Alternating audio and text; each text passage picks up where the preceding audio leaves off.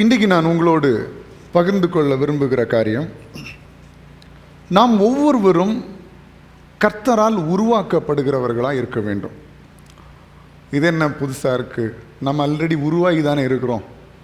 ஆண்டவர் நம்மளை உருவாக்கி தானே பூமியில் வாழ வச்சுருக்கிறாரு அப்படின்னு நம்ம சிந்திக்கலாம். கண்டிப்பாக ஆண்டவர் நம்மளை உருவாக்கி வச்சுருக்கிறாரு. உருவாக்கி இந்த பூமியில் வாழும்படியாக கர்த்தர் கிருபை செய்திருக்கிறார், உண்மை. ஆனாலும் நம்முடைய வாழ்க்கை அனுதினமும் கர்த்தருடைய கரத்தாலே உருவாக்கப்பட வேண்டியது அவசியமாக இருக்கிறது. அதை குறித்து தான் இன்றைக்கு நாம் பார்க்க போகிறோம். எதிலெல்லாம் ஒரு மனுஷன் உருவாக்கப்பட வேண்டும் என்றால், ஒன்று, நம்முடைய மனதளவிலும் நாம் உருவாக்கப்பட வேண்டும். ஏனென்றால் வசனம் சொல்லுகிறது, மனம் புதிதாகிறதுனாலே மறுரூபமாக்கப்படுகிறீர்கள் அப்படின்ற வசனம். மனம் புதிதாக வேண்டும் அப்படின்னு அர்த்தம் என்ன? மனம் உருவாக வேண்டும், அது இன்னும் உருவாக்கப்பட வேண்டும். ஒவ்வொரு நாளும் அது மோல்ட் ஆகணும். 10 வருஷத்துக்கு முன்னாடி நம்ம யோசித்த யோசனைகள் வேற, இப்போ நம்ம யோசிக்கிற யோசனைகள் வேற. 10 வருடங்களுக்கு முன்பதாக நமக்கு கர்த்தரை பற்றி இருந்த அறிவு வேற, இப்போ நமக்கு இருக்கிற அறிவு வேற. 10 வருஷத்துக்கு முன்னாடி நம் வேதத்தை பார்த்த விதம் வேற, வேதங்களை வாசித்த விதம் வேற, இப்போ நம்ம வேதத்தை வாசிக்கிற விதம் வேற. அப்போ மனம் ஒவ்வொரு நாளும் புதிதாகிறது, அது உருவாகிறது. ஆனால் உலக பிரகாரமான மனுஷனுடைய வாழ்க்கையில் பார்க்கும்போது அவனுடைய மனம் உலக காரியங்களினால் உருவாக்கப்படுகிறது. உலகத்தில் உள்ள ஆசாபாசங்கள், உலகத்தில் உள்ள சிற்றின்பங்கள், உலகத்தில் உள்ள தீமைகள், உலகத்தில் உள்ள பாவங்கள், இதெல்லாம் உள்ள புகுந்து ஒரு விதமாக உருவாகுது. அந்த உருவாக்குதலுக்கு நம்ம யாருமே ஒப்பு கொடுக்கக்கூடாது. கர்த்தர் நம்முடைய சிந்தனைகளை, மனதை உருவாக்க வேண்டும். ரெண்டாவது, நம்முடைய ஆவிக்குரிய வாழ்க்கையிலும் நாம் அனுதினமும் உருவாக்கப்பட வேண்டும். ஏனென்றால் ஆவிக்குரிய வாழ்க்கையில் நமக்கு ஒரு பெரிய எதிராளி இருக்கிறான். அவன் சரீரத்திலும் செயல்படுகிறவனாக இருக்கிறான், பிசாசு. ஆவிக்குரிய வாழ்க்கையில் ஆண்டவர் நம்மளை உருவாக்குறத தடுத்து அவன் சில காரியங்களை என்ன செய்து கொண்டிருப்பான்? உருவாக்கி கொண்டிருப்பான். அவனுக்கு பிரயோஜனமான காரியங்களை நம்ம ஆண்டவருக்கு இடம் கொடுக்காத நேரத்தில் அவன் நம்ம உள்ளத்தில் ஒரு வீட்டை கட்டி அவன் அதில் குடியிருந்துருவான். அப்போ என்ன ஆகுது? கர்த்தர் உருவாக்க முடியாது. அதுக்கு பதிலாக அந்த ஆவிக்குரிய வாழ்க்கை நாசமாகி போய்விடுகிறது. ஏன்னா பிசாசு சில காரியங்களை உள்ள கொண்டு வருகிறதுனால. மூன்றாவது, சரீர பிரகாரமான வாழ்க்கையில், உலக பிரகாரமான வாழ்க்கை, எல்லா காரியங்களும் சரி, ஒரு பொருளாக இருக்கட்டும், இல்லை பணமாக இருக்கட்டும், சரீர சுகமாக இருக்கட்டும், பலனாக இருக்கட்டும், இல்லை பலவீனமாக இருக்கட்டும், சுகமாக இருக்கட்டும், சுகவீனமாக இருக்கட்டும், இது எல்லாத்துலேயுமே நம்ம ஆண்டவருக்கு இடம் கொடுக்காமல் போகிறதுனால நம்முடைய சரீர சுகத்தை சாத்தானவன் அழித்து போடுகிறான். நல்லா புரிந்து கொள்ளுங்கள். இந்த 3 காரியங்கள்லையும் நாம் உருவாக்கப்பட வேண்டியது அவசியமாக இருக்கு. ஒன்று என்ன? மன ரீதியாக. ரெண்டாவது, ஆவிக்குரிய வாழ்க்கையில். மூன்றாவது, சரீர பிரகாரமாக, வெளியோட்டமாகவே நாம் கர்த்தரால் உருவாக்கப்பட வேண்டியது அவசியமாக. ஏன்னா கர்த்தர் தான் நம்முடைய சரீரத்தையும் பலப்படுத்தணும். எத்தனை பேர் அதை விசுவாசிக்கிறீர்கள்? நம்முடைய சரீரத்தை, நம்ம அவுட்வேர்ட் அப்பியரன்ஸாக இருக்கட்டும், நம்முடைய சரீர சுகமாக இருக்கட்டும், பலனாக இருக்கட்டும், கர்த்தர் தான் நமக்கு தரணும். வெறும் ஆகாரம் சாப்பிட்ட உடனே நமக்கு பலம் வந்துடும் நம்ம சொல்ல முடியாது. ஏன்னா கர்த்தர் தான் எல்லாவற்றையும் இயக்கி ஆளுகிறவராக இருக்கிறார். அப்போ நம்ம சரீர பிரகாரமாகவும் உருவாக்கப்பட வேண்டியது அவசியமாக இருக்கிறது. அப்போ என்ன செய்யணும்? நம்ம ஆவி, ஆத்மா, சரீரத்தை நான் உருவாக்குகிற கர்த்தருடைய கரத்தில் ஒப்பு கொடுக்க வேண்டும். நம்ம மனதையும் சரி, நம்ம ஆவிக்குரிய வாழ்க்கையும் சரி, நம்முடைய சரீரத்தையும் சரி, இதை உருவாக்க வல்லமை உள்ள ஒரு ஆண்டோடைய கரத்தில் ஒப்பு கொடுக்க வேண்டும். இதை பற்றி தான் நான் இன்றைக்கி பேச விரும்புகிறேன். வசனத்தை வாசிக்கலாம். ஏசாயா 64ஆம் அதிகாரம் அதனுடைய 8வது வசனத்தை நாம் வாசிக்கலாம். ஏசாயா 64ஆம் அதிகாரம் அதனுடைய 8ஆம் வசனம்.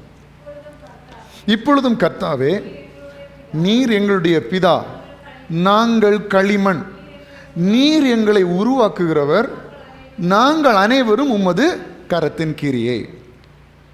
நாங்கள் களிமண், நீர் எங்களை உருவாக்குகிறவர். எல்லாம் சத்தமாக சொல்லுங்க, நாங்கள் களிமண். நல்லா சத்தமாக சொல்லுங்க, நாங்கள் களிமண், நீர் எங்களை உருவாக்குகிறவர், நாங்கள் அனைவரும் உமது கரத்தின் கிரியை. அப்ப நீங்களும் நானும் யாராக இருக்கிறோம்? கர்த்தருடைய கரத்தின் கிரியாக இருக்கிறோம். அப்படின்னா அவருடைய விருப்பத்தின்படி நம்மை கர்த்தர் வனைந்து நம்மை பயன்படுத்துகிறவராக இருக்கிறார். ஹல்லேலூயா.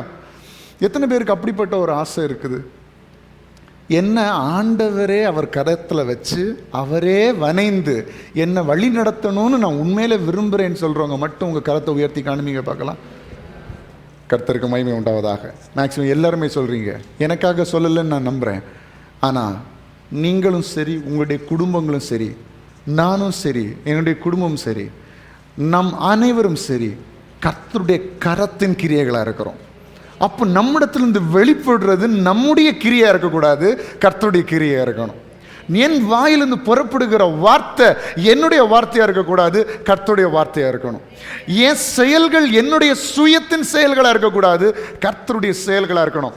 அப்படி இருக்கும்போது நம்மால் இந்த உலகத்துக்கு பிரயோஜனம் உண்டு, நம்முடைய வாழ்க்கையிலும் ஆசீர்வாதங்கள் உண்டாகும், நம்மால் நம்மை சுற்றி இருக்கிறவருடைய வாழ்க்கையிலும் ஆசீர்வாதங்கள் உண்டாகும். எப்போ ஒரு மனுஷன் சுயமா யோசிச்சு அவன் ஃபேமிலியில டிசிஷன் எடுக்கிறானோ, எப்போ ஒரு மனுஷன் சுயமா சிந்திச்சு அவன் வேலையில டிசிஷன் எடுக்கிறானோ, எப்போ சுயமா யோசிச்சு என் வாழ்க்கை இப்படி போகணும், இந்த பாதையில போகணும், என் குடும்பத்தில் இப்படிப்பட்ட காரியங்கள் இருக்கணும், என் பிசினஸ்ல இப்படிப்பட்ட காரியங்கள் இருக்கணும், என் தொழிலில், என் வேலையில, என் படிப்புல இந்த மாதிரி இருக்கணும், எனக்கு ஆசை இப்படி தான் சொல்லி யார் யார் சுயமாய் தீர்மானிக்கிறார்களோ அவருடைய வாழ்க்கையில தோல்விகளை பார்க்க வாய்ப்பு அநேகம் இருக்கிறது. ஆனால் என் வேலையிலும் சரி, என் படிப்பிலும் சரி, கர்த்தருடைய கரத்தின் கிரியையாய் நான் வாழ வேண்டும் என்று யார் முடிவெடுக்கிறார்களோ, நான் சொல்லுகிறேன், அவர் நடத்துகிறபடினால் அந்த பாதையில் தோல்வி இருப்பதே இல்லை. அவர் நடத்துகிற பாதை, அவர் உருவாக்குகிற விதம் சில வேளையில் கொஞ்சம் கடினமாக இருக்கலாம். இப்ப நம்ம பார்க்கிறோம், நான் களிமண், நீர் எங்களை உருவாக்குகிறவர். நாங்கள் களிமண். களிமண் முதல்லையே ஒரு அழகான பாத்திரமாக இருப்பதில்லை, ஒரு நல்ல ஒரு பானையாக இருப்பது இல்லை. எத்தனை பேர் நேரடியாக ஒரு குயவன் பாத்திரத்தை வணைகிறத நேரடியாக பார்த்துருக்கிறேன்னு சொல்கிறவங்க மட்டும் கைகளை காண. ஆண்டவரே, 2 பேர். நீங்கள் பார்த்தது இல்லையா? அப்போ நானும் பார்த்ததில்லை. டிவிலெலாம் கொஞ்சம் கொஞ்சம் பார்த்துருக்குறோம். ஒரு துண்டு அந்த கிளே அதை எடுத்து வச்சு ஒரு மிஷின் மாதிரி ஒன்று சுற்றிட்டே இருக்கும். அதில் வச்சு அவங்க கையை வச்சு அழகாக வனைஞ்சி எடுத்து அதை கொஞ்சம் ப்ராசஸ் பண்ணி எடுத்து கடைசியில் ரொம்ப அழகாக இருக்கும். அழகாக இருக்கும், பார்க்குறதுக்கே அழகாக இருக்கிறோம். எத்தனை பேர் வீட்டில் மண் பானைகள் வைத்திருக்கிறீங்க? அது மட்டும் இல்லை, மண் பிளேட் எத்தனை பேர் வச்சுருக்கிறீங்க? மண் பிளேட். சரி, ஓகே. அப்போ இப்படி எல்லாம் நிறைய பாத்திரங்கள் மண்ணினால் செய்யப்படுகிறது. இது எல்லாமே முதல்லையே இந்த ஃபார்மில் இருக்கா? இல்லை. அதுக்கு முன்பதாக நிறைய ஆயத்தங்கள் இருக்கிறது. உருவாக்கப்படுறதுக்கு நிறைய கஷ்டங்கள் இருக்கு. மண் கீழே போட்டு திடீர்னு அந்த மண் கேட்டால் சொல்லும், நான் இப்படி சுகமாக வாழ்ந்துட்டு இருக்கிறேன், திடீர்னு குயவன் வந்து எடுத்து கீழே போட்டு ஒரே மிதி, அதை மிதித்து அதை, ஐயோ என்ன குயவன் இப்படி என்ன மிதிக்கிறாரு அப்படின்னு தண்ணியை கோரி மேலே ஊற்றிக்கிறார். ஊற்றிட்டு மறுபடியும் மிதிக்கிறார். தண்ணி கோரி ஊற்றுறாரு, மிதிக்கிறாரு. அது ஒரு சரியான பக்குவம் வர்றது வரைக்கும் அதை கஷ்டப்படுத்தி இடித்து அதை ஒரு புழிஞ்சு எடுத்து கடைசியில் அப்பா எனக்கு ஜீவனெல்லாம் போச்சுன்னு சொல்லும்போது ஒரு மிஷினில் தூக்கி வச்சு கறக்கி கறக்கி கறக்கி கறக்கி அந்த மண்ணுக்கு வாய் இருந்தனா எப்படி இருக்கும்? ஐயோ எனக்கு தலையெல்லாம் சுற்றுது, என்னால் தாங்கவே முடியல. ஆனால் இந்த குயவன் அதை உருவாக்கி உருவாக்கி உருவாக்கி எடுத்து கடைசியில் ஒரு அழகிய பாத்திரம் வைக்கும்போது எல்லாரும் பார்த்து சொல்கிறாங்க, ஆஹா என்ன அழகான ஒரு பாத்திரம். அப்போ தான் இந்த மண் புரிந்து கொள்ளும், என்னை இவ்வளவு நாள் என் குயவன் போட்டு என்னை மிதித்தது என்னை அழிப்பதற்காக இல்லை, என்னை வாழ வைப்பதற்காக. ஹல்லேலூயா. அப்போ சில நேரங்களில் நம்ம உருவாக்குகிற விதம் கொஞ்சம் கடினமாக இருக்கலாம், ஆனால் கொஞ்சம் அதை பொறுத்து தான் ஆகணும். ஏன்னா நம்மை உருவாக்குகிறவர் மனுஷன் அல்ல, தேவன். ஏன் நான் தைரியம் இருக்க சொல்றேன்னா, முடிவு அழிவல்ல, முடிவு ஆசீர்வாதம். தேவன் உங்களை உருவாக்கினால், தேவன் நடத்துகிற பாதையில் சில கஷ்டங்களை நீங்க அனுபவிக்கிறீங்கன்னா, முடிவு அழிவல்ல, முடிவு அசிங்கம் அல்ல, முடிவு வெட்கம் அல்ல, முடிவு அவமானம் அல்ல, முடிவு சந்தோஷம், முடிவு மகிழ்ச்சி, முடிவு ஆசீர்வாதம், முடிவு உயர்வு. அதனால கர்த்தர் நம்மை உருவாக்குகிற அந்த காரியத்தை நம்ம தைரியமா ஏற்றுக்கொள்ளலாம். ஹல்லேலூயா. பாருங்க, ஏசாயா 64:8 நம்ம வாசிச்சோம், நாங்கள் களிமண், நீர் எங்களை உருவாக்குகிறவர். ஏன் ஆண்டவரே என்னை இப்படிப்பட்ட பாதையில் நடத்துறீங்க? ஏன் ஆண்டவரே அவனை மட்டும் அப்படி ஒரு அழகான ஒரு பூக்கள் வைக்கிற பாத்திரமாக வச்சிருக்கிறீங்க, என்ன மட்டும் சோறை வைக்கிற பாத்திரமாக வச்சிருக்கிறீங்க. அப்படி நம்ம ஆண்டவரிடத்தில் கேள்வி கேட்க கூடாது. ஏனென்றால் நம்மை உருவாக்கின ஆண்டவருக்கு தான் தெரியும் நம்மளை எப்படி வைக்கணும்னு, நம்மளை எந்த இடத்துல ஆசீர்வாதமாக வைக்கணும் ஆண்டவருக்கு தான் தெரியும். இன்னொருத்தனை பார்த்து அவனை மாதிரி நான் இல்லையே, அவன் குடும்பம் மாதிரி என் குடும்பம் இல்லையேன்னு சொல்லி ஆண்டவரத்தில் கேள்வி கேட்கறதுக்குரிய உரிமை நமக்கு இல்லை. அதை நம்மை உருவாக்கின ஆண்டவருக்கு அந்த உரிமை இருக்கிறது. வாசிங்கள் ரோமர் 9ஆம் அதிகாரம் அதனுடைய 20, 21 ஆகிய வசனங்களை நாம் வாசிக்கலாம். ரோமர் 9ஆம் அதிகாரம் 20, 21. அப்படியானால் மனுஷனே, தேவனோடு எதிர்த்து தர்க்கிக்கிற நீ யார்? உருவாக்கப்பட்ட வஸ்து உருவாக்கினவனை நோக்கி நீ என்னை ஏன் இப்படி உண்டாக்கினாய் என்று சொல்லலாமா? இன்னைக்கு நிறைய பிள்ளைகள் பெற்றோரை பார்த்து கேட்கறது உண்டு, ஏம்மா என்ன பெத்தீங்க, எதுக்கு என்ன பெத்தீங்க? ஏதாவது பெற்றோர் சொல்லுவாங்க, டே இதெல்லாம் பண்ணாத, இந்த தப்பெல்லாம் பண்ணாத, இதெல்லாம் செய்யாதுன்னு சொன்னோன்னே, அப்போ எதுக்கு என்ன பெத்தீங்க, நான் சாக போகிறேன். பிள்ளை 2ஆம் கிளாஸ் தான் படிக்கும். வாயிலிருந்து வர்ற வார்த்தை என்னது? ஏன் பெத்தீங்கன்னா சாக போறேன். எதுக்கு என்ன? இது நீங்க உங்க பெற்றோரை பார்த்து கேட்கல, யாரை பார்த்து கேட்குறீங்க? ஏசப்பாவை பார்த்து கேட்குறீங்க. ஏன்னா உங்களை அனுப்பினவர் பெற்றோர் அல்ல, உங்களை அனுப்பினவர் தேவன். உங்களை அனுப்பினவர் இயேசு, உங்களை தெரிந்தெடுத்து அனுப்பி இருக்கிறார். அப்போ ஏன் என்ன இப்படி, எதுக்கு எனக்கு இந்த கஷ்டம் அப்படின்னு ஆண்டவர் தந்த வாழ்க்கையில நம்ம கேள்விகள் கேட்க கூடாது. அதான் எங்க சொல்றது, தர்க்கிக்கவே கூடாது. ஏன்னா உருவாக்கப்பட்ட ஒன்று, உருவாக்கப்பட்ட வஸ்து உருவாக்கினவனை நோக்கி நீ என்னை ஏன் இப்படி உண்டாக்கினாய் என்று சொல்லலாமா? மிதியிட்ட ஒரே களிமண்ணினாலே குயவன் ஒரு பாத்திரத்தை கனமான காரியத்திற்கும் ஒரு பாத்திரத்தை கனவீனமான காரியத்திற்கும் பண்ணுகிறதற்கு மண்ணின் மேல் அவனுக்கு அதிகாரம் இல்லையோ? நம்ம இதுதான் கனம் அப்படின்னு சில காரியங்களை வச்சிருக்கிறோம், இதுதான் கனவீனம் அப்படின்னு சில காரியங்களை வச்சிருக்கிறோம். அப்படி நாம் சொல்ல வேண்டிய அவசியமே இல்லை. ஏனென்றால் நம்மை உருவாக்கி நம்மை ஒரு சித்தத்திற்காக தேவன் வச்சிருக்கிறார். அதை செய்யும் போது எல்லாருக்கும் ஒரே பலனை கர்த்தர் கொடுக்க வல்லமுள்ளவராக இருக்கிறார். ஆண்டுடைய பார்வையில் கனவீனன் கனவான் என்று உலகத்தில் உள்ள தரத்தை வைத்தல்ல, அவருடைய பார்வையில் தான் சொல்ல முடியும். அவர் தான் சொல்லணும் நம்மளை கனவான் கனவீனன் என்று. அப்போ நம்ம ஒரு விதத்தில் ஆண்டவர் உருவாக்குகிறார்னா அதுக்கு நம்ம ஒப்பு கொடுக்க வேண்டும். ஏன்னா முடிவில் தான் தெரியும் கர்த்தர் என்ன அற்புதமாக நடத்தி இருக்கிறார், ஆச்சரியம் என்னை நடத்தி இருக்கிறார் என்று. ஒரு மண்ணை எடுத்து குயவன் ஒரு பானை அழகாக வரைந்தாராம். வரைந்து அழகான ஒரு பாத்திரமாக, நல்ல ஒரு பெரிய அழகான பாத்திரமாக வரைந்து ஷெல்ஃபில் வச்சார். அதே போல் இன்னும் கொஞ்சம் மண்ணை எடுத்து அந்த குயவன் அதே போல் அழகாக வனைஞ்சு, கொஞ்சம் சின்னதாக வனைஞ்சு அதை எடுத்து அழகாக மோல்டெல்லாம் பண்ணி முடிச்சுட்டு லாஸ்ட்டில் பொறுமையாக உட்காந்து ஓட்ட போட்டாராம். இதில் அந்த மண் பானையில். அப்போ இந்த மண் பானைக்கு ரொம்ப வருத்தம். எல்லாரும் முழுமையாக அழகாக இருக்காங்க, ஆனால் என்ன மட்டும் இப்படி ஓட்ட போடுறாங்களே, அப்போது என்னுடைய இடத்துல எந்த பொருளையும் வைக்க முடியாதே. தண்ணி ஊற்றுனா நான் அதுக்கு உபயோகப்பட மாட்டேன், ஏதாவது சமையல் காரியங்கள் பண்ணால் கூட நான் அதுக்கு உபயோகப்பட மாட்டேன். இப்படி மெனக்கட்டு பொறுமையாக உட்காந்து, ஏன்னா ரொம்ப வேகமாக ஓட்ட போட்டால் பானை என்ன செய்கிறோம், உடஞ்சி போயிடும். பொறுமையாக உட்காந்து இவ்வளவு நிறைய ஓட்டைகளை போடுறாரே அப்படின்னு சொல்லி அந்த பானை அழுதுட்டு இருந்துச்சான்.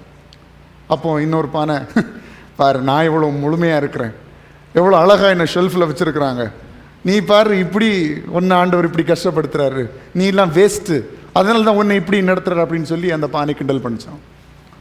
இதையும் ஓட்டைகளெல்லாம் போட்டு அதே ஷெல்ஃபில் வச்சார். திடீர்னு ஒரு பணக்காரர் வந்தார், இந்த பானையை பார்த்தார். பார்த்து இதுதான் வேணும், எவ்வளோ ரூபா கொடுத்து வேணாலும் நான் வாங்கிக்கிறேன். அந்த குயவன் ஒரு விலையை சொன்னார். என்னது, என்ன வாங்கிட்டு போகிறதுக்கு ஆள் வந்திருக்கா, கண்டிப்பாக உடச்சி துவம்சம் பண்ணுறதுக்கு தான் கொண்டு போகிறாங்க போல், பிள்ளைகள் விளையாடுறதுக்கு தான் கொண்டு போகிறாங்க போல் அப்படின்னு நினச்சி இந்த பானை நினச்சிருந்துச்சான். உடனே இவர் அதை வாங்கி கொண்டு போய் வீட்டுக்கு கொண்டு போனார். வீட்டை பார்த்தா ஒரு மிகப்பெரிய தோட்டம், அது நிறைய செடிகள் இருக்கிற தோட்டம், நிறைய கனிகள் காய்க்கிற செடிகளும் மரங்களும் இருக்கிற அந்த தோட்டத்தில் இந்த பானை உள்ளே போச்சான். பானை போய் அது நிறைய தண்ணீரை நிரப்பி அந்த செடிகளுக்கு மேலே அந்த முதலாளி என்ன செய்வாராம், கொண்டு போவாராம். அப்போ தண்ணீர் அதனுடைய வேரில் ஊற்றப்படுகிறது மாத்திரமல்ல, அந்த செடியினுடைய எல்லா இலைகளிலும் என்ன செய்கிறது? அந்த தண்ணீர் பறந்து போகிறது. அதற்கு இதுவரைக்கும் எந்த பானைக்கும் கிடைக்காத மரியாதை கிடைத்ததுன்னு சொல்லி அந்த பானை தேவனுக்கு என்ன செஞ்சுச்சான்? நன்றி செலுத்திச்சான். இது ஒரு கட்டுக்கதையாக இருந்தாலும் ஆண்டுடைய பிள்ளையே, நம்ம அநேக நேரங்களில் சில தீமைகள், நம்முடைய பார்வைக்கு சில தீமைகள், சில நெருக்கங்கள் வரும்போது நம்ம என்ன நினைக்கிறோம்? ஐயோ, அவங்க மட்டும் நல்லா இருக்கிறாங்க, அவங்க வாழ்க்கை மட்டும் நல்லா இருக்குது, என் வாழ்க்கையில் மட்டும் இவ்வளோ பிரச்சனை, என் வாழ்க்கையில் மட்டும் இவ்வளோ கஷ்டம், என்ன உருவாக்கினவரே இவ்வளோ ஓட்டைகளை போடுறாரு, என்ன உருவாக்கினவரே எனக்கு இவ்வளோ கஷ்டத்தை கொடுக்குறாருன்னு நீங்கள் நினச்சிட்டு இருக்கிறீங்க.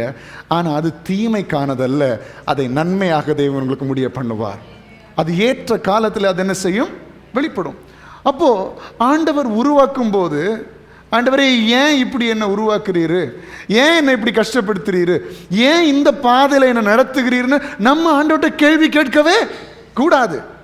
நம்மளா தான் பிரச்சனையில் மாட்டக்கூடாதே தவிர, தேவன் அனுமதிக்கிற பாதை அது நன்மையாக தான் இருக்கும். ஹல்லேலூயா. எத்தனை பேர் விசுவாசிக்கிறீர்கள்? எரேமியா 18ஆம் அதிகாரம் அவனுடைய 1-6 வரை உள்ள வசனங்களில் பார்க்கும்போது ஆண்டவர் இஸ்ரவேல் ஜனத்துக்கு எப்படி செய்கிறார் என்று நம்ம பார்க்கணும். 4ஆம் வசனத்தில் பாருங்க, குயவன் வனைந்து கொண்டிருந்த மண்பாண்டம் அவன் கையிலே கெட்டு போயிற்று. அப்பொழுது அதை திருத்தமாய் செய்யும்படிக்கு தன் பார்வைக்கு சரியாய் கண்டபடி குயவன் அதை திரும்ப வேறே பாண்டமாக வனைந்தான். 5ஆம் வசனம், அப்பொழுது கர்த்தருடைய வசனம் எனக்கு உண்டாயி, அவர் இஸ்ரவேல் குடும்பத்தாரே, இந்த குயவன் செய்தது போல நான் உங்களுக்கு செய்யக்கூடாதோ என்று கர்த்தர் சொல்லுகிறார். இதோ இஸ்ரவேல் வீட்டாரே, களிமண் குயவன் கையில் இருக்கிறது போல நீங்கள் என் கையில் இருக்கிறீர்கள். இது அனுதினமும் உருவாக்கப்பட வேண்டும். பக்கத்தில் பார்த்து சொல்லுங்க, அனுதினமும் உருவாக்கப்பட வேண்டும். என்னைக்கோ ஒரு நாள் ஆண்டவர் உருவாக்கி அப்படியே இருக்கிறது இல்லை. ஒவ்வொரு நாளும் கர்த்தருடைய விருப்பத்தின் பிரகாரம் நம்ம என்ன செய்யணும்? மாறணும். ஒவ்வொரு நாளும் ஆண்டவருடைய சித்தத்தை நிறைவேற்றுகிறவர்களாய் நம்முடைய வாழ்க்கை மாற வேண்டும், நம்முடைய குடும்பம் மாற வேண்டும், நம்முடைய ஆவிக்குரிய வாழ்க்கை மாற வேண்டும், நம்முடைய சிந்தனைகள் மாற வேண்டும், நம்முடைய சரீரமும் ஒவ்வொரு நாளும் உருவாக்கப்பட வேண்டும். ஹல்லேலூயா. சரி, இப்போ நான் ஒரு காரியத்துக்கு வர்றேன். இப்போ மனுஷன் நினைக்கிறது என்னன்னா, இவ்வளவு பிரச்சனைகள், இவ்வளவு கஷ்டங்கள் வர்றதெல்லாம் ஆண்டவர் என் வாழ்க்கையில் தருகிற ஒரு பாதை, ஆண்டவர் எனக்கு அனுமதிக்கிற காரியம் அப்படி என்று நம்ம அநேக நினைக்கிறோம். அதுதான் தவறு. நம்ம அனுபவிக்கிற பிரச்சனை எல்லாம் ஆண்டவர் நடத்துகிற பாதை என்று நம்ம எப்போ சொல்ல முடியும் தெரியுமா? ஒரு வசனம் சொல்லுகிறது, தம்மிடத்தில் அன்பு கூறுகிறவர்களுக்கு சகலமும் நன்மைக்கு ஏதுவாக நடக்கிறது. ஒரு முறை கூட சொல்லுங்க, தன்னிடத்தில் ஆண்டவரிடத்தில் அன்பு கூறுகிறவர்களுக்கு சகலமும் நன்மைக்கு ஏதுவாக நடக்கிறது. அப்போ ஆண்டவருக்கு விருப்பமாய் பிரியமாய் இருக்கிற பிள்ளைகளுடைய வாழ்க்கையில தேவன் அனுமதிக்கிற பாதைகள் எல்லாம் நன்மைக்கு ஏதுவான பாதை. அப்போ ஆண்டவருக்கு விருப்பம் இல்லாத காரியங்களை செய்து, ஆண்டவருக்கு விரோதமாய் நடந்து, ஆண்டவருக்கு பிரியமில்லாத பாவங்களை செய்து, ஆண்டவருக்கு விருப்பம் இல்லாத தீமைகள் எல்லாம் செய்து, ஆண்டவருடைய சித்தத்தின்படி நடக்காம, அவர் சொல்லுகிற வார்த்தையின்படி கேட்காம, நான் ஏன் மனப்போக்கில் ஏன் இஷ்டம் போல நடந்துட்டு அதுல சில பிரச்சனைகள் வரும்போது ஆண்டவர் என்ன உருவாக்குகிறார் அப்படின்னு சொல்லக்கூடாது. ஹலோ, சொல்றது நான் சொல்றது எத்தனை பேருக்கு புரியுதா? ஆண்டவருடைய பார்வையில் செம்மையானவர்களாய் நடக்கும்போது கர்த்தர் அனுமதிக்கிற பாதை நிச்சயமாக நல்ல பாதை. அதுல சில கஷ்டங்கள் வந்தாலும் ஆண்டவர் நம்மை உருவாக்கி நடத்துகிறார், அது வேறு. ஆனா நான் ஏன் சுய இச்சையின்படி நடந்து, சுய இஷ்டத்தின்படி செய்து, அதனால சில பிரச்சனைகளை வருத்தி வச்சுட்டு இதுவும் எனக்கு ஆண்டவர் தந்த பாதை அப்படின்னு சொன்னா அது தவறு, முற்றிலும் தவறு. ஆண்டவருக்கு மேல பழி போடக்கூடாது. நான் ஆண்டவர் அங்க போகாதுன்னு சொல்றாரு, போய் அங்க விழுந்து கிடந்துட்டு ஆண்டவர் என்ன அனுமதிச்சாரு, ஆண்டவர் என்ன உருவாக்குகிறான்னு சொல்ல முடியுமா? முடியாது. ஏன் முடியாதுன்னா, கர்த்தர் நடத்துகிற பாதையில தான் அவர் உருவாக்க முடியுமே தவிர நான் ஏன் இஷ்டப்படி செஞ்சுட்டு ஆண்டவர் உருவாக்கிட்டு இருக்கிறேன்னு சொல்ல முடியாது. அதான் வசனம் சொல்லுகிறது. யாக்கோபு 1ஆம் அதிகாரம் அதனுடைய 13ஆம் வசனம் 14ஆம் வசனத்தை நாம் வாசிக்கலாம். யாக்கோபு 1ஆம் அதிகாரம் 13-14. சோதிக்கப்படுகிற எவனும் நான் தேவனால் சோதிக்கப்படுகிறேன் என்று சொல்லாதிருப்பனாக. எல்லாரும் சத்தமா வாசிங்க, எல்லாரும் சத்தமா வாசிங்க. சோதிக்கப்படுகிற எவனும் நான் தேவனால் சோதிக்கப்படுகிறேன் என்று. தேவன் பொல்லாங்கினால் சோதிக்கப்படுகிறவர் அல்ல, ஒருவனையும் அவர் அப்படி சோதிக்கிறதும் இல்லை. அடுத்தது, அவன் தன் தன் சுய இச்சையினாலே இழுக்கப்பட்டு சிக்குண்டு சோதிக்கப்படுகிறான். அப்போ நம்ம இஷ்டப்படி நடந்து நிறைய பிரச்சனைகளை வருத்தி வச்சுட்டு ஆண்டவர் என்ன சோதிக்கிறாரு, ஆண்டவர் என்ன உருவாக்குகிறார் அப்படின்னு ஒரு நாளும் சொல்லக்கூடாது. நம்ம இஷ்டம் போல செஞ்சுட்டு ஆண்டவரே ஏன் எனக்கு இந்த நிலைமை அப்படி நம்ம கேட்க கூடாது. நம்ம இஷ்டப்படி ஒரு காரியம், ஒரு டிசிஷன், முக்கியமா வாழ்க்கையில தீர்மானங்களை எடுக்கிற கட்டத்தில் ஆண்டுடைய பிள்ளைகளே சுயமாய் தீர்மானங்களை எடுக்கவே கூடாது. கம்ப்ளீட் ஆண்டுடைய கரத்தில் ஒப்பு கொடுத்துடணும். ஆண்டுடைய கரத்தில் ஒப்பு கொடுத்து ஏசப்பா நீங்க என்ன நடத்துங்க, ஆண்டவரை என்னோட கூட பேசுங்க, நான் என்ன செய்யணும் என்ன செய்யக்கூடாது நீங்க பேசுங்க. அப்படிப்பட்ட அனுபவம் இல்லைன்னா ஆண்டு இடத்துல எப்படி ஜெபம் பண்ணணும்னா, ஆண்டவரை உங்களுக்கு விருப்பம் இல்லாத எதுவும் எனக்கு வரக்கூடாது, என் வாழ்க்கையில வரவே கூடாது. உங்களை ஒரு வேலைக்காக ஜெபம் பண்ணிட்டு இருக்கிறீங்களா, ஆண்டவரே உங்களுக்கு விருப்பம் இல்லாத வேலை எதுவும் எனக்கு வர கூடாது, நீங்களே மாற்றி போட்டுருங்க, ஜெபிங்க ஆண்டவரத்துல. ஆண்டவரே நீங்க நினைச்ச காரியம், நீங்க நினைக்கிற படிப்பு, நீங்க நினைக்கிற வேலை, நீங்க நினைக்கிற எதிர்கால வாழ்க்கை, நீங்க நினைக்கிற வீடு, நீங்க நினைக்கிற வாகனம், நீங்க நினைக்கிற காரியங்கள் மட்டும் என் வாழ்க்கையில வந்தா போதும், மீதி எல்லாத்தையும் நீங்க மாற்றி போடுங்கப்பான்னு நீங்க ஜெபம் பண்ணணும். ஏன்னா மனுஷனை ஆண்டவர் பொல்லாங்கினால் சோதிக்கிறவர் அல்ல, ஒவ்வொருத்தரும் தன் தன் சுய இஷ்டத்தின்படி நடந்துதான் சோதிக்கப்படுகிற என்று வேதம் சொல்லுகிறது. அப்போ நம்ம விருப்பத்தின் நடந்துட்டு ஆண்டவர் என்ன உருவாக்கிட்டு இருக்கிறாரு, ஆண்டவர் என்ன பெரிய நோக்கத்துக்காக உருவாக்கிட்டு இருக்கான்னு சொன்னா அது பெரிய தவறு. நம்ம தான் ஏமாளி, நம்ம தான் ஏமாளிகள் ஆயிடுவோம். இப்போ நம்ம ஏமாளிகள் ஆகக்கூடாதுன்னா ஒரு காரியத்தை நல்லா தீர்மானிக்கணும், ஆண்டவரே உங்க விருப்பத்தின்படி நடந்து நீங்க நடத்துகிற பாதையில வருகிற நெருக்கங்கள் எல்லாம் என்னை உருவாக்குவதற்காக. அவனுடைய பிள்ளையை நம்ம சில காரியங்களை புரிந்து கொள்ளும் போது சரியா புரிந்து கொள்ளணும். வாழ்க்கையில் வருகிற கஷ்டங்கள் எல்லாம் தேவன் தருகிற கஷ்டங்கள் கிடையாது. வாழ்க்கையில் தேவன் கற்றுத் தருகிற பாடங்கள் எல்லாமே நாம் உருவாக்கினதல்ல, அது அவர் உருவாக்குகிறது. ஆனால் நாமளே ஏதாவது இடத்துல மூக்க நுழைச்சி தப்பை பண்ணி கஷ்டத்தை வருத்தி வச்சுட்டு ஆண்டவரை சோதிக்கிறாரு, ஆண்டவரை உருவாக்குகிறார் அப்படி நம்ம சொல்லவே கூடாது. ஹல்லேலூயா. நம்ம சரியான பாதையில் நடந்து கர்த்தருடைய சித்தத்தின்படி செய்யும் போது அவர் நம்மை அற்புதமாய் நடத்துகிறவராக இருக்கிறார். ஹல்லேலூயா. ஏசாயா 45 9 10 11. மண்ணோடுகளுக்கொத்த ஓடாயிருந்தும் தன்னை உருவாக்கினவரோட வழக்காடுகிறவனுக்கு ஐயோ, களிமண் தன்னை உருவாக்கினவனை நோக்கி என்ன செய்கிறாய் என்று சொல்ல தகுமா, உன் கிரியானது அவருக்கு கைகள் இல்லை என்று சொல்லலாமோ, தகப்பனை நோக்கி ஏன் ஜனிப்பித்தா என்றும் தாயை நோக்கி ஏன் பெற்றா என்று சொல்லுகிறவனுக்கு. என்ன சத்தம் மெதுவாயிடுச்சு, சத்தமாக சொல்லுங்க இந்த வசனத்தை எல்லாரும் சொல்லணும், சொல்லாதனால சத்தமாக சொல்லுங்க எல்லாரும். தகப்பனை நோக்கி, நீங்கள் வாசிங்க பார்க்கலாம். தகப்பனை நோக்கி ஏன் ஜனிப்பித்தா என்றும். நிறுத்துங்க, இதுவரை யாரும் இவ்வளோ தெளிவாக சொன்னதில்லை.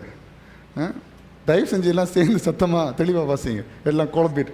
தகப்பனை நோக்கி ஏன் என்னை ஜனிப்பித்தா என்றும் தாயை நோக்கி ஏன் பெற்றா என்றும் சொல்லுகிறவனுக்கு ஐயோ. அப்படி சொல்கிறவங்க யாராவது இருக்கிறீங்கன்னா தயவு செய்து இப்போ என்ன செஞ்சுருங்க, இன்னைக்கு மனம் திரும்பிடுங்க. ஏன்னா உங்களை அனுப்பினது தாய் தகப்பன் இல்லை, கர்த்தர் உங்களை அனுப்பியிருக்கிறார். அவர் ஒரு நோக்கத்துக்காக உங்களை அனுப்பியிருக்கிறார். நீங்களே ஏதாவது தப்பு பண்ணி நீங்களே முட்டாள்தனம் ஏதாவது செஞ்சுட்டு அம்மாட்ட போய் கேட்குறது, அம்மா ஏம்மா என்னை பற்றிங்க, அப்போ ஏன் இதுக்கு இன்னொரு லாங்குவேஜ் என்ன தெரியுமா, நீங்கள்லாம் ஒரு அம்மாவா, நீங்கள்லாம் ஒரு அப்பாவா, இதெல்லாம் சேம் தான். அதை போர்ட்ரே பண்ணுற வார்த்தைகள் தான் வித்தியாசமே தவிர ஏன் என்ன பெத்திங்கன்னு கேட்குறதும் நீங்கள்லாம் ஒரு அம்மாவான்னு கேட்குறதும் சேம் தான். சரிங்களா? அப்போ இந்த மாதிரி கேட்குறவர்களுக்கு லாஸ்ட் வார்த்தை என்ன சொல்லுங்க, ஐயோ. அப்படி பெற்றோரை பார்த்து நீங்கள் கேட்குறீங்கன்னா உங்கள் வாழ்க்கையில் எது கேட்டுட்ருக்கோம், அப்பப்போ ஐயோ ஐயோ ஐயோ தான் கேட்கும். நம்ம யார்கிட்டையும் கேள்வி கேட்கவே கூடாது. இதுவரை உங்களுக்கு இது தெரியலன்னா ஆண்டவர் மன்னிச்சிருவார், ஆண்டவர் காணாதவர் போல் இருந்திருப்பார். இப்போ நீங்கள் இதை கேட்டாச்சு. இனி உங்கள் வாழ்க்கையில் உங்கள் பெற்றோரை பார்த்து ஏம்மா என்னை பற்றிங்க, நீங்களும் ஒரு அம்மாவா அப்படின்னு பெரிய ஆள் மாதிரிலாம் கேட்கக்கூடாது. ஆண்டவருக்கு பிரியமாக நடந்தால் ஆண்டவர் உங்களை அழகாக நடத்துவார். அதில் எந்தவித சந்தேகமும் இல்லை. சரியா?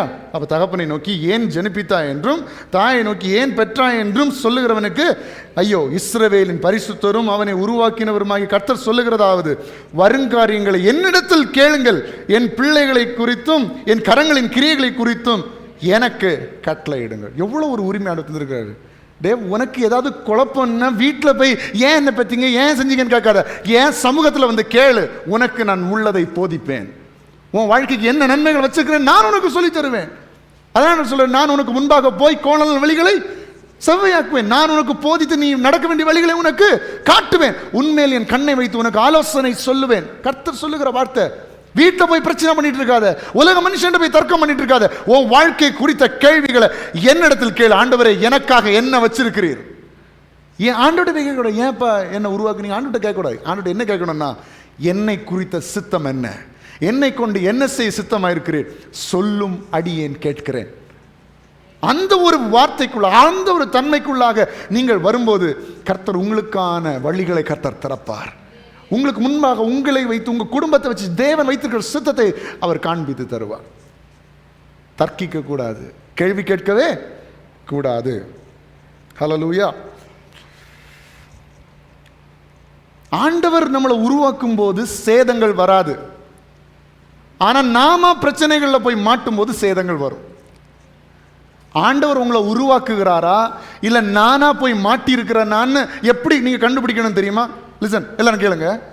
ஆண்டவர் என்ன உருவாக்குகிற பாதையா இது, இல்ல நானா சில தவறுகளை செஞ்சு மாட்டி இருக்கிறேனா அப்படின்னு தெரிந்து கொள்வதற்கு ரெண்டு வழிகள். ஒன்று, ஆண்டவர் உருவாக்குகிற பாதையில சேதங்கள் ஏற்படுவதில்லை. எல்லாம் சொல்லுங்க, ஆண்டவர் உருவாக்குகிற பாதையில சேதங்கள் ஏற்படுவதில்லை. நானா தவறுகளை செஞ்சு, நான் குற்றங்களை செஞ்சு சிக்கிட்டு இருக்கும் போது அங்க சேதங்கள் நிறைய வரும். இதான் டூ டிஃபரன்சஸ். ஒன்று, ஆண்டவர் உருவாக்குகிற பாதையில் என்ன இருக்காது, சேதங்கள் இருக்காது. ஆனா நாமளா போய் சிக்கி மாட்டுகிற இடத்துல என்ன இருக்கும், சேதங்கள் இருக்கும். ஒரு வசனத்தை வாசிப்போம்.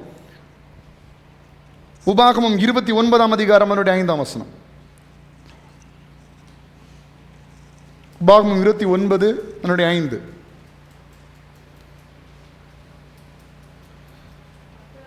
கர்த்தராகிய நான் உங்கள் தேவன் என்று நீங்கள் அறிந்து கொள்ளும்படிக்கு நான் 40 வருஷம் உங்களை வனாந்தரத்திலே நடத்தி. யார் நடத்தினது?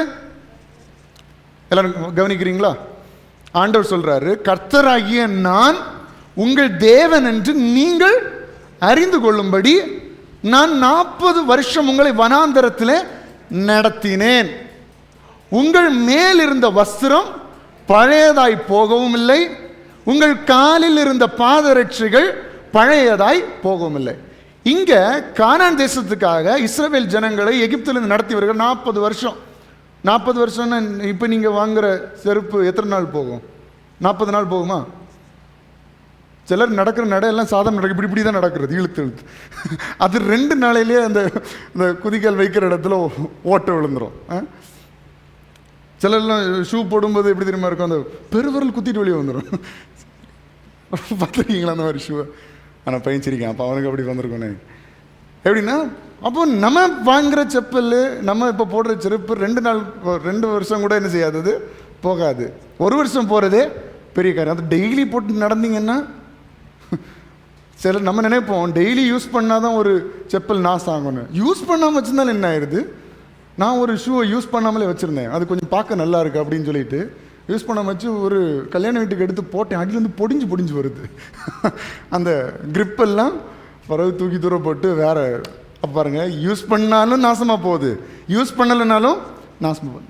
40 வருஷம் இவங்க ட்ரெஸ்ஸும் பழசாகலை, செருப்பு நாசம் ஆகலை. ஏன் தெரியுமா? உருவாக்கினது கர்த்தர், நடத்தினது கர்த்தர்.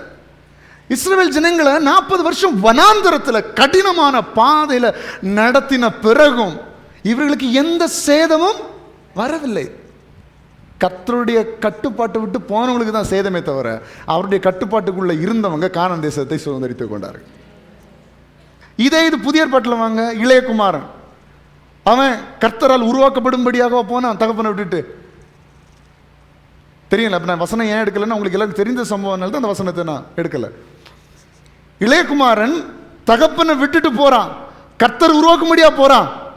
யாக்கோபு 1 வாசமே 14 அவனவன் தன் சுய இச்சையின்படி சுய இச்சையினால் இழுக்கப்பட்டு சிக்குண்டு சோதிக்கப்படுகிறான். அப்போ இளையகுமாரன் கர்த்தரால் நடத்தப்பட்டு வீட்டை விட்டு வெளியே போகல, சுய இச்சையினால போறான். போகும்போது என்ன ஆச்சு? இருந்த துணிமணிகள் எல்லாம் போச்சு, ஆசீர்வாதங்கள் போச்சு, சாப்பாடு இல்லை, நல்ல உடுத்ததுக்கு ஒன்றும் இல்லை. கடைசியில் பிச்சைக்காரனை விட ஒரு கேவலமான சூழ்நிலையில் அவன் என்ன செய்யப்படுறான்? மாற்றப்படுகிறான். பன்றி தின்கிற தவிடு கூட அவனுக்கு கிடைக்கவில்லை. திருப்பி தகப்பன் வரும்போது தகப்பன் கண்டுபிடிச்சதே பெரிய விஷயம். என் பையன் தான் கண்டுபிடிச்சதே பெரிய விஷயம். அந்த நிலைமைக்கு நிலை குலைந்து விட்டான். அப்போ தேவனால் நடத்தப்படுகிறேன், இல்லை என்னுடைய தவறினால் சோதிக்கப்படுகிறேன் என்றால் வித்தியாசம் இருக்கிறது. தேவன் நடத்துகிற பாதையில் நமக்கு சேதங்கள் வராது, நாமளா போய் சிக்குகிற பாதையில் சேதங்கள் உண்டாகும். ஹல்லேலூயா. இதுக்கு ஒரு பெஸ்ட் எக்ஸாம்பிள் யார் தெரியுமா? மோசே. இன்னைக்கு கண்டிப்பாக கொஞ்ச நேரம் கூட ஆகும், இப்போ சொல்லிட்டேன். எனக்கு நல்ல தூக்கம் வருதுன்னா இப்போ படுத்து தூங்கிடுங்க, நல்லது. ஒரு 10 நிமிஷம் கூட ஆகும், சரியா? அப்போ மோசே ஆண்டவரால் நடத்தப்படுகிற ஒரு மனுஷன், தேவனால் உருவாக்கப்பட்ட ஒரு மனுஷன். இஸ்ரவேல் ஜனங்களை எகிப்திலிருந்து விடுவிக்கும்படியாகவே மோசே அழைக்கப்பட்டார், தெரிந்து கொள்ளப்பட்டார் என்று நம்ம அறிந்திருக்கிறோம். இவனுடைய முதல் யாத்திரையை பார்த்தீங்கன்னா அற்புதமாக இருக்கும். முதல் யாத்திரை மோசே எதில் பிரயாணம் பண்ணார் சொல்லுங்க பார்க்கலாம். எதில் பிரயாணம் பண்ணார்? அவருக்காக விசேஷமாக செய்யப்பட்ட கப்பல். என்ன கப்பல்? நாணல் பெட்டி. நாணல் பெட்டியில் அவர் வருகிறார். அதான் யாத்திராகமம் 2ஆம் அதிகாரம் அவருடைய 5ஆம் வசனத்திலிருந்து 10ஆம் வசனம் வரைக்கும் பார்க்கிறோம். அப்பொழுது பார்வோனுடைய குமாரத்தி நதியில் ஸ்நானம் பண்ண வந்தாள். அவருடைய தாதிகள் நதியோரத்தில் உலாவினார்கள். அவள் நாளலுக்குள்ளே இருக்கிற பெட்டியை கண்டு தன் தாதியை அனுப்பி அதை கொண்டு வரும்படி செய்தாள். அதை திறந்தபோது பிள்ளையை கண்டாள். பிள்ளை அழுதது.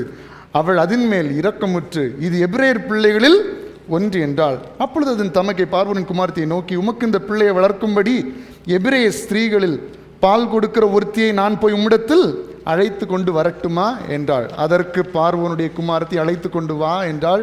இந்த பெண் போய் பிள்ளையின் தாயை அழைத்து கொண்டு வந்தாள். பார்வோனுடைய குமாரத்தை அவளை நோக்கி, நீ இந்த பிள்ளையை எடுத்துக்கொண்டு போய் அதை எனக்கு வளர்த்துடு, நான் உனக்கு சம்பளம் கொடுக்கிறேன். பாருங்க, அங்கே கொலை பண்ணுறதுக்கு ஆர்டர், மோசையை கொலை பண்ணுறதுக்கு. ஆனால் இப்போ என்னென்னா, இந்த எகிப்து தேசத்து அரண்மனையிலேருந்து பைசா கொடுத்து வளர்க்க போகிறோம். அப்படின்னா ஒருவேளை அங்கேயே வளர்ந்துருந்தா கூட நல்ல சாப்பாடுலாம் ஒருவேளை கிடச்சிருக்காது. இப்போ கண்டிப்பாக ராஜ சாப்பாடு தான் இருந்திருக்கும், சரியா? அப்போ சின்ன பிறந்ததுலேருந்தே கர்த்தர் அவனை எப்படி வளர்த்துறாரு பாருங்க. பார்வோனுடைய குமாரத்தை அவளை நோக்கி, இந்த பிள்ளை எடுத்துக்கொண்டு போய் அதை வளர்த்து உனக்கு சம்பளம் தருகிறேன் என்றால் அந்த ஸ்திரீ பிள்ளை எடுத்துக்கொண்டு போய் அதை வளர்த்தாள். பிள்ளை பெரிதான போது அவள் அதை பார்வோனுடைய குமாரத்தினிடத்தில் கொண்டு போய் விட்டாள். அவளுக்கு அவன் குமாரனானான். அவள் அவனை ஜலத்தினின்று எடுத்தேன் என்று சொல்லி அவனுக்கு மோசே என்று பெயரிட்டாள். அப்போ முதல்ல தண்ணியில் வந்தார் மோசே. வந்து அவனை எங்கே வளர்க்கிறாரு? எபிரேய மனுஷன் பார்வோனுடைய வீட்டில் என்ன செய்கிறான்? வளர்கிறான் முதல். இப்போ அடுத்து என்ன நடக்குதுன்னா, அப்போஸ்தலர் 7:22 நீங்கள் பார்த்தீங்கன்னா, எகிப்தியருடைய எல்லா கலைகளிலும் அறிவிலும் தேறினான். வாசிங்க.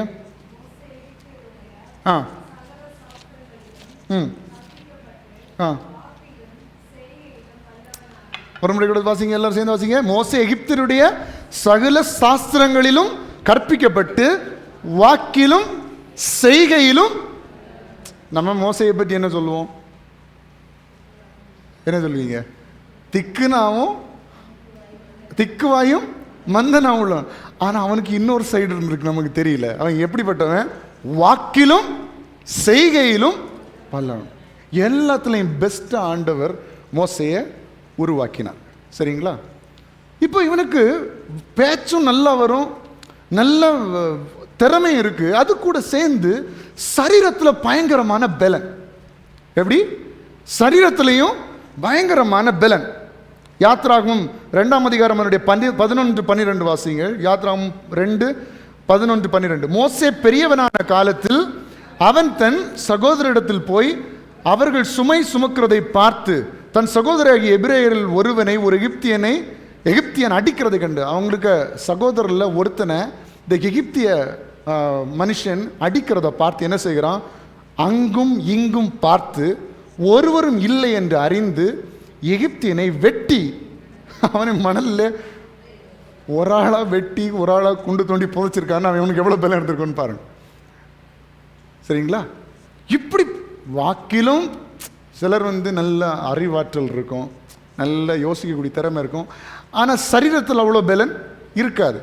சிலர் நல்ல பலனாக இருப்பாங்க, பயங்கரமான சக்தி உடம்புல இருக்கும், ஆனால் மூளை வேலையே செய்யாது. இப்படிப்பட்ட நிறைய பேர் நம்ம பார்க்க முடியும். ஆனால் மோசே அப்படி இல்லை, அறிவும் பயங்கரமாக வேலை செய்யுது, சரீரத்தில் பயங்கர பலனும் இருக்கிறது. இப்படிப்பட்ட ஒரு மனுஷனாக இருக்கிறான். இப்படி ஆண்டவர் எல்லாத்துலேயும் அவனை உயர்த்தி கொண்டு வருகிறார். இப்போது இன்னும் ஒரு பிரச்சனையும் தட்டி கேட்க போகிறான் மோசே. தொடர்ந்து கீழே வாசிங்கன்னா தெரியும். தட்டி கேட்க போகும்போது, நீயும் அவனை போல என்ன கொல்லான்னு பார்க்குறியோ அப்படின்னு சொல்லி கேட்ட உடனே, இனி இங்கே இருந்தால் சரியாகாதுன்னு சொல்லிட்டு ஓடுகிறான். எங்கே போகிறான்? மீதியான் தேசத்திற்கு ஓடி போகிறான் மோசே. ஏன்னா பார்வோனுக்கு இந்த செய்தி போய்விட்டது. செய்தி போனோடனே மோசையை சும்மா ஓடக்கூடாதுன்னு பார்வோன் நினச்ச உடனே, இனி இங்கே இருந்தால் சரியாகாது, ஓடி தப்பிடுவோன்னு சொல்லிட்டு இங்கேருந்து எகிப்திலிருந்து எங்கே போகிறான்? மீதியான் தேசத்துக்கு போகிறான்.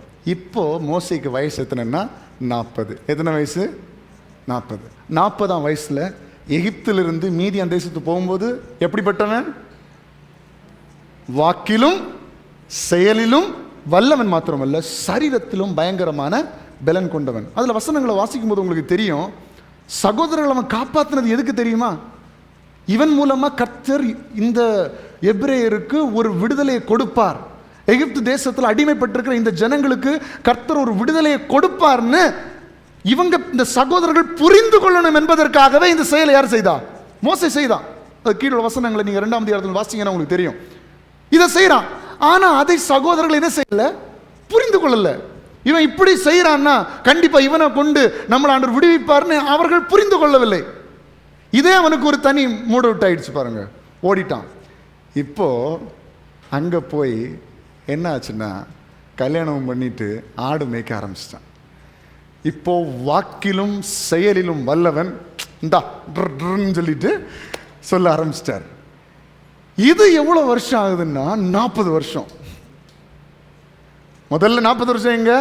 எகிப்தில் திறமசாலி, பெரிய பலசாலி, பயங்கரமான வாக்குல வல்லவன், செயலில் வல்லவன், நல்ல அறிவு சாஸ்திரங்கள் எல்லாம் கற்று தேறினவன். இப்போ மீதியான் தேசத்துக்கு போய் அங்கே கல்யாணம் பண்ணிட்டு அங்கே ஆடு மேய்ச்சு காரணம்னா இவனுக்கு இந்த வாக்கில் உள்ள எல்லா காரியங்களும் என்ன செஞ்சிச்சு? போச்சு. இப்போ தான் நம்ம அந்த வசனத்துக்கு வர்றோம். எது? நானோ திக்குவாயும் மந்தனம். ஆண்டவரே, டேய் பார்வோனே விடுன்னு சொல்லும்போது அவனுக்கு ட்ருன்னா முதல்ல வருது வாய், திக்கு திக்குன்னு தான் வருது, இந்த ஆடு மேய்க்கிற மாதிரி தான் வருது. டே நீ பார்வோன்னு சொல்லதுக்கு வரல, பக் பக் பக்குன்னு இப்படி வருது. முதல்ல வல்லவன் இருந்தவன், இப்போ அவனுக்கு அந்த வல்லமை இல்லை. இப்போதான் வசனம் சொல்லுகிறது பாருங்க. யாத்ராம 2:15 பார்க்கிறோம். மீதியான் தேசத்தில் பாருங்க 2:15 பார்வோன் அந்த காரியத்தை கேள்விப்பட்டது, மோசையை கொலை செய்ய வகையை தேடினான். மோசே பார்வோனிடத்திலிருந்து தப்பி ஓடி மீதியான் தேசத்துக்கு போய் தங்கி ஒரு துறவண்டையில உட்கார்ந்தான். அதுக்கப்புறம் நிறைய காரியங்கள் நடக்கிறது. இப்போ இந்த 40 வருஷத்தை கழிக்கும் போது எண்ணாகமும் 12ஆம் அதிகாரம் 3ஆம் வசனத்தை வாசிங்க. எண்ணாகமும் 12:3 ஆண்டவர் உருவாக்குகிற விதத்தை உங்களுக்கு சொல்லுகிறேன். மோசேயானவன் பூமியில் உள்ள சகல மனிதரிலும் மிகுந்த சாந்த குணம் உள்ளவன். எல்லாரும் சத்தமா வாசிங்க. மோசேயானவன் பூமியில் உள்ள சகல மனிதரிலும் சாந்த குணம் உள்ளவனாய் மாறினான். எப்பன்னா முதல்ல ஒருத்தன் சகோதரன் அடிக்கணும் தாங்க முடியல, போய் அடிச்சு எல்லாம் பண்ணிட்டான். ஆனா இப்போ என்ன போல ஒரு சாந்த குணமுள்ள ஒருத்தன் இந்த உலகத்தில் ஆண்டவரே சாட்சி கொடுக்கிறார். அப்படிப்பட்ட ஒரு யாத்திரையை, அப்படிப்பட்ட ஒரு பயணத்தை, அப்படிப்பட்ட ஒரு உருவாக்குதலை 40 வருடம் கர்த்தர் மீதியான் தேசத்திலே மோசைக்கு கொடுத்தார். இதுக்கு பிறகு மோசையை ஆண்டவர் அழைக்கும் போது வாக்கில் வல்லவன் அல்ல, செயலில் வல்லவன் அல்ல, திறமசாலியா இல்ல, இப்ப பராக்கிரமசாலியும் இல்ல, இப்ப சாந்த குணம் உள்ள மனுஷன். இப்ப ஆண்டவரே பார்வனுக்கு முன்னாடி இல்ல, அவனுக்கு வேலைக்காரனுக்கு முன்னாடி கூட என்னால் என்ன செய்ய முடியாது, நிற்க முடியாதுன்னு சொல்லும் போது ஆண்டவர் சொல்றார், இல்ல ஒன்ன வச்சுதான் இந்த பெரிய காரியத்தை செய்ய போகிறேன். இப்போ மோசையினுடைய எண்ணம் எப்படி தெரியுமா இருக்கும்? முதல்ல வாக்குல வல்லவனா இருந்தேன், ஆனா இப்போ ஒண்ணு இல்லை, இப்போ ஏன் பலத்துல ஒண்ணு சாதிக்க முடியாது. இப்போ கர்த்தரை முற்றிலும் சார்ந்து வாழுகிற ஒரு மனுஷனாய் கர்த்தர் மோசையை உருவாக்கினார். ஒருவேளை அப்படி வல்லவனா இருந்த நேரத்தில் கூட செய்ய முடியாத காரியத்தை திக்குவாயும் மந்த நாவும் உள்ள மனுஷனை கொண்டு கர்த்தர் பார்வோனுக்கு முன்பதாக கொண்டு நிறுத்தினார். 10 வாதைகளை கட்டளையிட்டார். இஸ்ரவேல் ஜனங்களை அவன் மூலமாக கர்த்தர் வழி நடத்தினார். செங்கடலை 2ஆக பிளந்தார். யோர்தானை பிரிக்கும்படிய கிருபை செய்தார். கன்மலையிலிருந்து தண்ணீரை கொண்டு வந்தார். வானத்திலிருந்து மன்னாவை காடைகளை கொண்டு வந்தார். எல்லா அற்புதங்களையும் செய்து கர்த்தர் இஸ்ரவேல் ஜனங்களை மோசேயை கொண்டு கர்த்தர் நடத்தினார். ஹல்லேலூயா. அப்போ ஆண்டவர் உருவாக்குகிற பாதை அது நல்லதாக தான் இருக்கு. ரிசல்ட் எப்படி இருக்கும்? மேன்மையாக இருக்கும். அதனுடைய முடிவு சம்பூர்ணம். ஆரம்பம் அப்பமா இருந்தாலும் முடிவு சம்பூர்ணமா. அப்படி என்றால் ஆண்டவர் உங்களை உருவாக்குகிற பாதையில், ஆண்டவரே நான் அற்பமானவனா இருக்கலாம், நான் ஒன்றுக்கும் உதவாதவனா இருக்கலாம், ஆனால் நீங்க என்ன உருவாக்குங்கப்பா அப்படின்னு சொல்லி அவருடைய கரத்தில் ஒப்பு கொடுத்தால் எப்படியாவது உங்களை கர்த்தர் உருவாக்கி பயன்படுத்த வல்லமையுள்ளவராக இருக்கிறார். உங்களுடைய திறமை பொருட்டல்ல, உங்களுடைய ஞானம் பொருட்டல்ல, உங்களுடைய அறிவு பொருட்டல்ல, உங்களுடைய ஃபேமிலி பொருட்டல்ல, உங்களுடைய சம்பளம் பொருட்டல்ல. எவரையும் மேன்மைப்படுத்தவும் பலப்படுத்தவும் அவருடைய கரத்தினால் ஆகும். இன்றைக்கு நீங்கள் விசுவாசித்தால் உங்களுடைய வாழ்க்கையிலும் கர்த்தர் அப்படிப்பட்ட காரியங்களை செய்ய வல்லமையுள்ளவராக இருக்கிறார். ஹல்லேலூயா. எப்படி வேணாலும் ஆண்டவர் உருவாக்க. தாவீது ஆண்டவர் எப்படி உருவாக்கினாரு? வனாந்தரத்தில் ஆடுகளை மேய்க்கும் போது உருவாக்கி அவனை பெலிஸ்தனுக்கு முன்பதாக கொண்டு நிறுத்துகிறார். சாமுவேல் தீர்க்கதரிசி இந்த ஈசாயினுடைய குடும்பத்தில் யார ராஜாவை ஏற்படுத்தணும்னு சொல்லி உலக பிரகாரமான தோற்றத்தை பார்த்து சாமுவேல் மதிப்பிட்ட போது ஆண்டவர் சொல்றார், இது இல்ல, இந்த சகோதரர்கள் ஒருத்தன் இல்ல, ஒருத்தன் தூரமா இருக்கிறான், அவனை வர சொல்லு. தாவீது வர்றான். அவன் பச்சை குழந்தை போல சிவந்த மேனி உள்ளவன் என்று வேதவசனம் சொல்ற. அப்படி இருக்கிறவனை பார்த்து ஆண்டவர் சொல்றார், இவன் தான் ராஜாவாக அபிஷேகம் பண்ணப்பட வேண்டியவன், இவனை நீ அபிஷேகம் பண்ணு. ஆண்டவருடைய வார்த்தையின்படி சாமுவேல் தாவீதை அபிஷேகம் பண்ணுகிறான். சவுலை விட பலத்தவனாக கர்த்தர் தாவீதை மாற்றுகிறார். ஜனங்கள் எல்லாம் பாடுகிறார்கள், சவுல் கொன்றது 1000, தாவீது கொன்றது 10000 என்று எல்லாரும் புகழ் பாடக்கூடிய அளவில் தாவீதை கர்த்தர் உயர்த்துகிறார். தாவீதை போல அரசாண்ட ஒரு நல்ல மனுஷன் இந்த உலகத்தில் இல்லை என்று சரித்திரமும் கூறக்கூடிய அளவில் கர்த்தர் தாவீதை உயர்த்தினார். இதெல்லாம் என்னன்னா கர்த்தர் உருவாக்குகிற பாதை. ஆண்டவர் கொஞ்சம் உங்களை உருவாக்கிட்டு இருக்கிறன்னா தயவு செய்து பாரப்படாதீங்க.